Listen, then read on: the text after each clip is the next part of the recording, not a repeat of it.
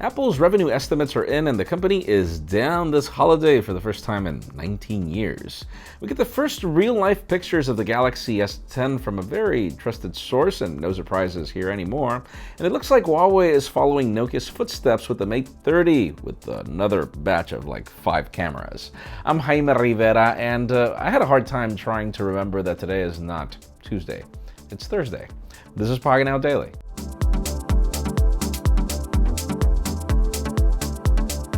The official news today begin with accidents waiting to happen. For those of you that are planning on becoming Netflix subscribers, you will no longer be able to subscribe to the service through Apple in iTunes because it's kind of unfair that companies like Netflix have to pay 30% as a cut to Apple just for that transaction. So now, just like in the case of Amazon, if you want to purchase anything, you will be taken out of the store, the application, and you will be taken to the website to be able to make your purchase. Pretty much what happened with Google Play in the end as well. I mean, I guess they want to maximize the revenue.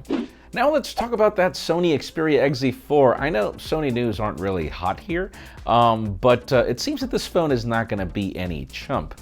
We know that it'll bring the Qualcomm Snapdragon 855 according to benchmarks, but then these benchmarks don't show us anything like RAM, but it beats every single phone it was compared to, like the A12 Bionic from Apple, like the Kirin 980, which was the current king, and we're already starting to wonder exactly what changed here, so stay tuned for that one.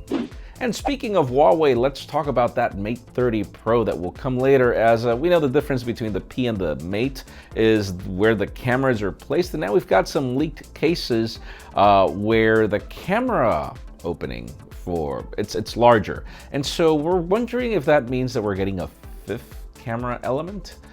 Wait, that would be 4th, but that would be 5, and I know it's getting kind of crazy, but that's something I would be expecting from Huawei. And how about if we talk about the Samsung Galaxy S10? Now we've got famous tipster Evan Blass showing us the front of the phone, and I don't think there's anything left to wonder here.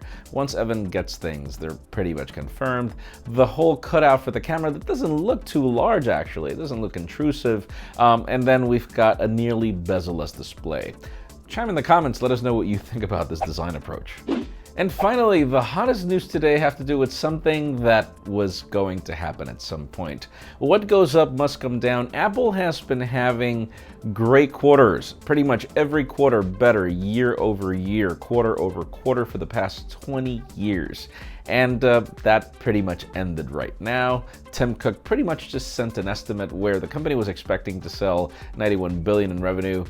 It ended up being more like $84 billion, which is a significant drop. And according to Tim Cook, it had to do with low demand on iPhones.